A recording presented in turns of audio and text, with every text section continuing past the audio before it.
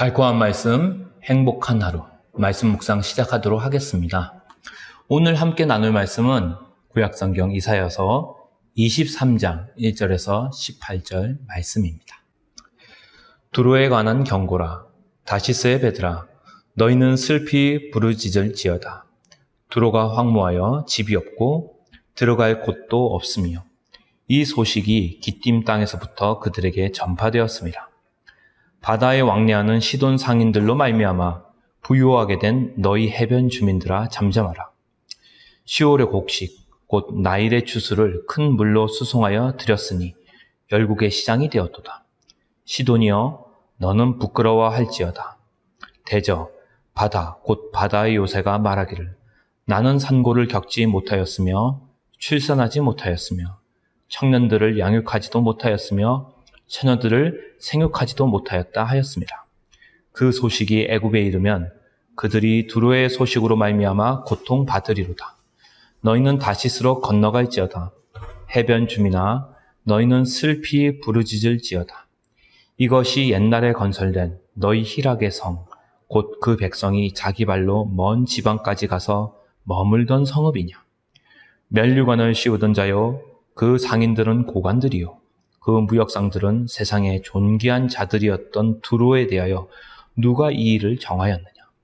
만군의 여호와께서 그것을 정하신 것이라. 모든 누리던 영화를 욕되게 하시며 세상의 모든 교만하던 자가 멸시를 받게 하려 하심이라.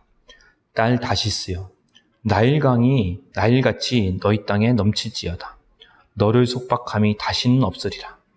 여호와께서 바다 위에 그의 손을 펴사 열방을 흔드시며 여호와께서 가나안에 대하여 명령을 내려 그 견고한 성들을 무너뜨리게 하시고 이르시되 너 학대받은 처녀딸 시도나 내게 다시는 희락이 없으리니 일어나 기띔으로 건너가라.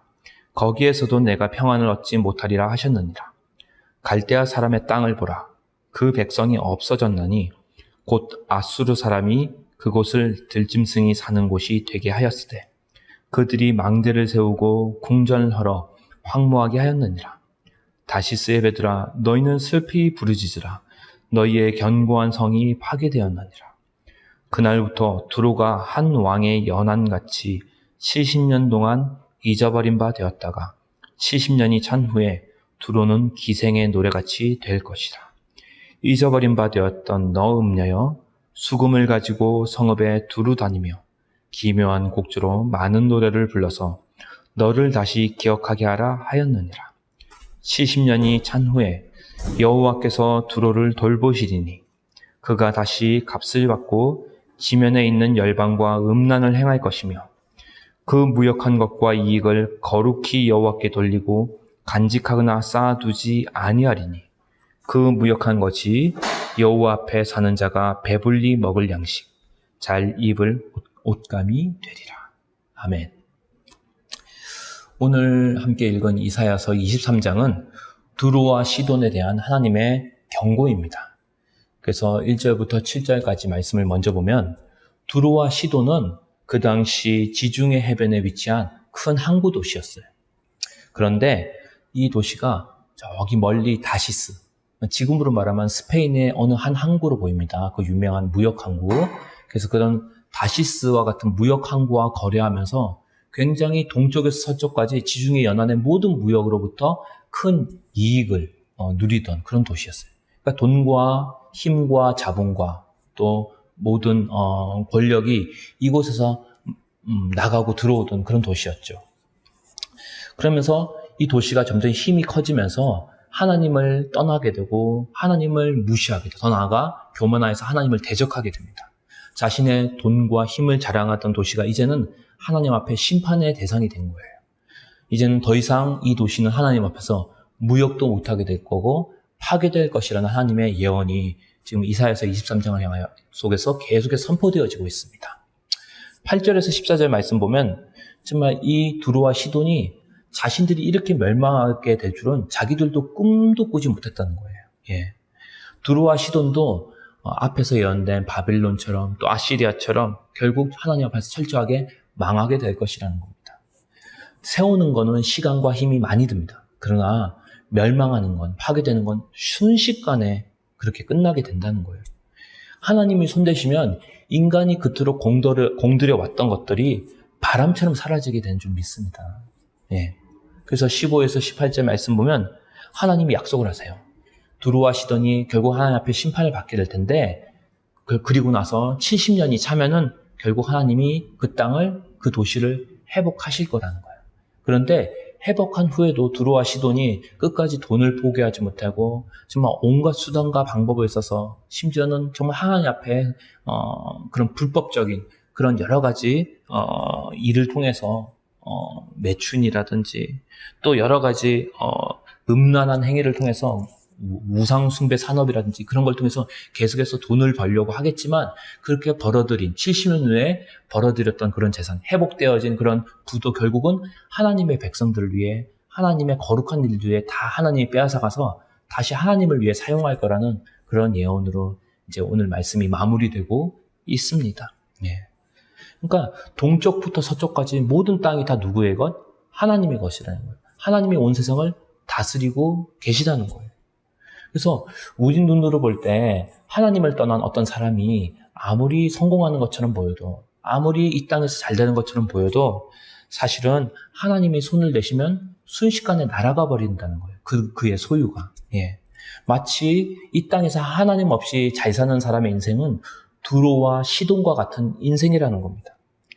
세상은 그 사람이, 또 어떤 사람의 인생이 성공했냐 성공하지 못했냐를 판단할 때 얼마나 많은 소유를 가졌냐, 또 얼마나 많은 업적을 성취했느냐로 그 사람이 성공했는지를 따집니다. 판단합니다. 그렇지만 하나님 앞에서는 얼마나 많은 것을 이루었느냐, 얼마나 많은 것을 소유했느냐는 성공의 기준이 될 수가 없는 거예요. 하나님 앞에서는 정말 중요한 인생, 하나님 앞에 칭찬받는 인생은 얼마나 많이 이루었느냐가 아니라 하나님을 위해서, 정말 그분의 목적을 위해서 살았냐가 정말 주님 앞에 칭찬받는 인생이라는 거죠. 주님이 인정하시는 인생이라는 거죠. 결국 우리가 무엇을 하며 살아가느냐보다 더 중요한 것은 무엇을 위해 살았냐는 거예요. 예. 여러분이 아무리 수입이 작은 일을 하고 있다 하더라도, 또 아무도 알아주지 않는 어떤 일, 누가 인정해주지 않는 일을 하고 있다 하더라도 그 일이 여러분이 복음을 위해, 주님을 위해 그 일을 하고 있다면 그 인생은 하나님 앞에 성공한 인생, 인정받는 인생이라는 거예요. 반면에 아무리 수입이 많은 일을 한다 하더라도, 또 사람들이 박수치는 일을 한다 하더라도 하나님의 목적과 아무 상관없는 무관한 인생을 살고 있다면 그 인생은 하나님 앞에 심판을 받을 수 없는, 정말로 그런 인정받지 못하는 인생을 살고 있다는 거죠. 오늘 말씀을 통해서 그래서 우리가 다시 한번 우리 인생의 목적에 대해서 생각해보는 시간을 가졌으면 좋겠습니다. 잠깐 있다가 사라질 여러분의 소유는 결국 여러분이 것이 아니라 여러분이 잠깐 관리하고 있다가 여러분의 손을 떠나게 되는 것들이에요. 남들이 알아주지 않더라도 복음을 위해, 주님 나라를 위해 살고 있다면 그 인생은 주님 앞에 축복받은 인생인 줄 믿습니다. 그리고 그것이 바로 주님이 원하시는 His story, 히스토리가 되는 거예요. 그분의 인생이 되는 거죠.